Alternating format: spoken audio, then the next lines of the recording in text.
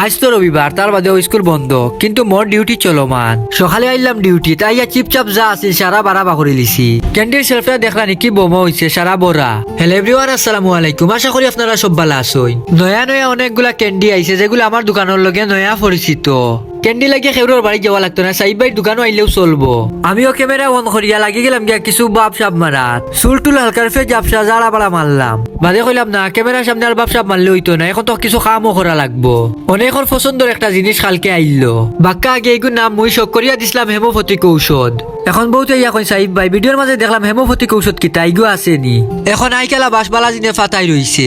তার তো একটা হাসালিকর নাম আছে, তার হাসালিকর নাম হইলো সুইট বল। আর মুই একটু ডং ডাং করিয়া ডাকি হেমোপথিক ঔষধ। ভাই টিকটক আইডির বাইদি সবে একটু খেয়াল রাখিও। ভিডিওতে এখন আর আগলাখান ভিউ যায় না, যার কারণে ভিডিও বানাইতে আর ভালো লাগে না। আপনারা আর সাইব ভাই লাগে আগ থেকে মায়া দয়া কিছু কমি গেছে, তোমাতানোর লগে মনে রাখিও রে বা। ও ভিডিওত সবে বেশি বেশি করে কপি লিঙ্ক আর রিপোস্ট করিও। আর ভাই Facebook page Saif Chowdhury blog সবে ফলো দিয়া রাখিও। ধন্যবাদ।